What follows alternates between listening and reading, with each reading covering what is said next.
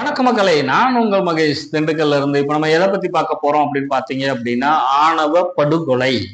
அதாவது இப்போ ரீசெண்டா மயிலாடுதுறையில அரியமங்கலம்ன்ற ஊர்ல வைரமுத்துன்னு ஒரு பையனை ஆணவ படுகொலை பண்ணிட்டாங்க அப்படின்னு சொல்லி சில ஊடகங்கள்ல வந்தது. ஆனா அது ஒரு பெரிய நியூஸ் ஆகல. ஏன்னு கேட்டீங்க அப்படின்னா, அதுக்கு ஒரே ஒரு காரணம் தான். என்னன்னு பாத்தீங்க அப்படின்னா, ஒரே சமூகத்தை சேர்ந்தவர்கள் இதை பண்ணியிருக்கிறாங்க. அதாவது பையனும் அதே சமூகம், பொண்ணும் அதே சமூகம். இந்த பொண்ணும் பையனும், பொண்ணு பேர் மாலினி, பையன் வைரமுத்துன்னு சொல்லி, பையன் ஒர்க் ஷாப்ல மெக்கானிக்கா இருக்காப்ல, பொண்ணு படிச்சுட்டு இருக்காங்க போல. இவங்க ரெண்டு பேரும் 10 வருடமா காதலிச்சிருக்கிறாங்க, குடும்பத்துக்கு தெரியாம. அது 10 வருடமா இருந்துட்டு இருந்ததுனால இவங்க யாருக்குமே தெரியல. ஆனா கடைசி 2 வருஷமா பொண்ணு வீட்டுக்கும் பையன் வீட்டுக்கும் தெரிஞ்சிருச்சு. தெரிஞ்சோன்னா பொண்ணு வீட்டுல பிரச்சனை பண்றாங்க. எல்லா ஆணவ படுகொலைக்கு பின்னாடியே பொண்ணு வீடு தான் இருக்கும். சோ அதே மாதிரி பொண்ணு வீட்டுல பிரச்சனை பண்றாங்க. பையன் வீட்டுல ஓகே சொல்லிட்டாங்க. சோ பொண்ணோட அம்மாவுக்கு இது ரொம்ப பிடிக்கவே இல்லை. ஏன்னு கேட்டீங்கன்னா, இப்போ புதுசா ஒரு கதையை சொல்றாங்க. பொண்ணோட அம்மா மாற்று சமூகம், அதனால தான் இந்த மாதிரி பண்ணிட்டாங்க அப்படின்னு. எதனாலன்னா, அந்த மாதிரி கேஸ் கொடுத்தா தான் கேஸ் நிக்கும் அப்படின்றது இவங்களோட ஒரு திங்கிங்கா இருக்கும் நான் நினைக்கிறேன். மத்தபடி வேற ஒண்ணும் இல்லை. ஒரே சமூகமா இருக்கு. இது பெரிய பிரச்சனை ஆயிருது. அந்த பையன் வேலை பார்க்குற இடத்துக்கே அவங்க அம்மா போய் சத்தம் போட்டுறாங்க. ஒழுங்கா விட்டுட்டு போயிரு, இல்லைன்னா நான் அதை பண்ணிடுவேன். எல்லாமே கோபத்துல பேசக்கூடிய வார்த்தைகள் பேசிடுறாங்க. பேசி முடிச்சோன்னே என்ன நடக்குது அப்படின்னு பாத்தீங்க அப்படின்னா, போலீஸ் ஸ்டேஷன் வரையும் இந்த ப்ராப்ளம் போயிருது. ரெண்டு குடும்பத்தையும் சேர்த்து போலீஸ்காரங்க பேசி முடிக்கிறாங்க. என்னன்னு பாத்தீங்க அப்படின்னா, பொண்ணு மேஜரு, பையனும் மேஜரு, 2 பேரும் கல்யாணம் பண்ணி கொடுக்கறது எங்களுக்கு ஒரு பிரச்சனையும் இல்ல. உங்களுக்கு இதா இருந்துச்சுன்னா அவங்களை விட்டுருங்க, அவங்க பண்ணிக்குவாங்க அப்படின்ற மாதிரி பேசி முடிக்கிறாங்க. பொண்ணோட பெரியப்பா என்ன சொல்றாரு அப்படின்னா, நான் என் வீட்டுல கொண்டு போய் வைக்கிறேன், நான் அவங்க 2 பேத்துக்கு நான் திருமணம் பண்ணி வைக்கிறேன் அப்படின்னு அவங்க பெரியப்பா சொன்னதுனால பொண்ணை பெரியப்பா கூட அனுப்பிச்சிடுறாங்க.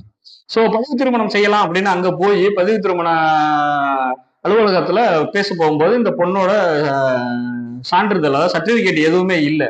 சோ அதை வாங்குறதுக்காண்டி சென்னை கிளம்புறாங்க. அவங்க பெரியப்பாவும் அந்த பையனும் 2 பேருமே ட்ரெயின் ஏத்தி விடுறாங்க. ஏத்தி விட்டுட்டு அவங்க பெரியப்பா அவர் வீட்டுக்கு போயிடுறாரு. பையன் வேலைக்கு போறாரா இல்ல அவர் வீட்டுக்கு போறாரான்னு தெரியல. இரவு ஒரு 10 மணி இருக்கும் போது பொண்ணோட அம்மா, சித்தப்பா, அவங்க பசங்க எல்லாரும் ஒரு 4 பேர் வழிமறிச்சு அந்த பையனை சரமாரியா வெட்டிடுறாங்க அப்படின்றதுதான் நியூஸ். சோ வெட்டி முடிச்சதுக்கு அப்புறம் அவங்க கொண்டு போலீஸ்ல போட்டுடுறாங்க. இப்ப இது நடந்து முடிஞ்சிருச்சு.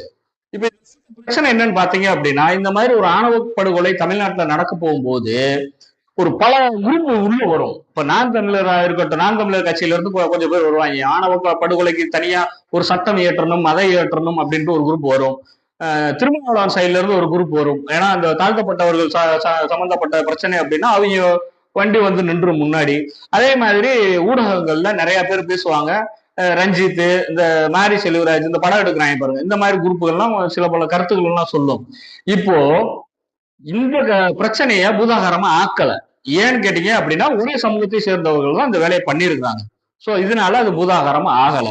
இப்போ இப்போ மாரி செல்வராஜோ இல்ல ரஞ்சித்தோ இல்ல தொல் திருமாவளவன் கட்சியை சேர்ந்தவர்களோ இல்ல நாம் தமிழர் ஆணவ படுகொலைக்கு சட்டம் இயற்றணும்னு சொல்றாங்க இல்லையா, அவங்க ஏன் வாய் திறக்க மாட்டீங்க?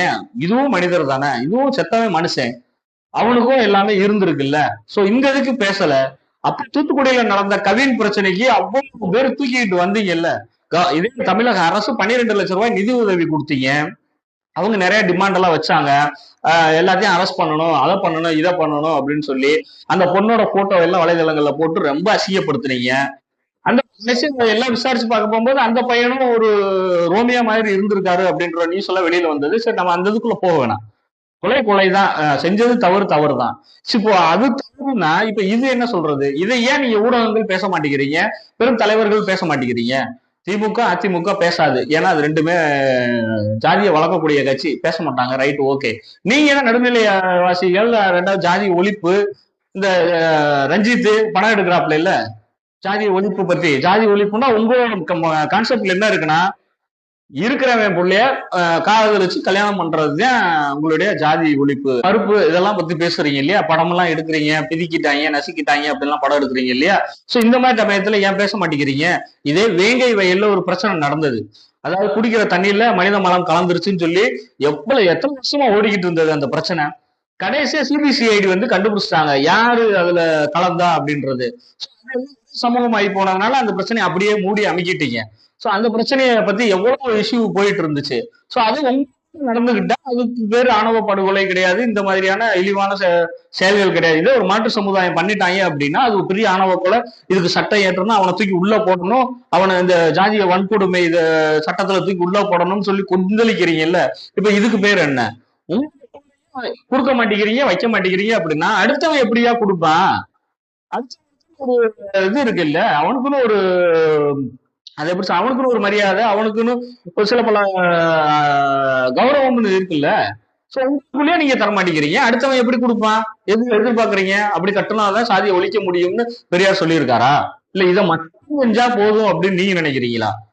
சோ அத பத்தி நீங்க தான் முடிவு பண்ணிக்கணும். இன்னொரு விஷயம், அந்த ரஞ்சித்ன்ற படம் ஒண்ணு எடுத்தீங்க, மெட்ராஸ்னு ஒரு படம் எடுத்து பயங்கரமா ஓடுச்சு.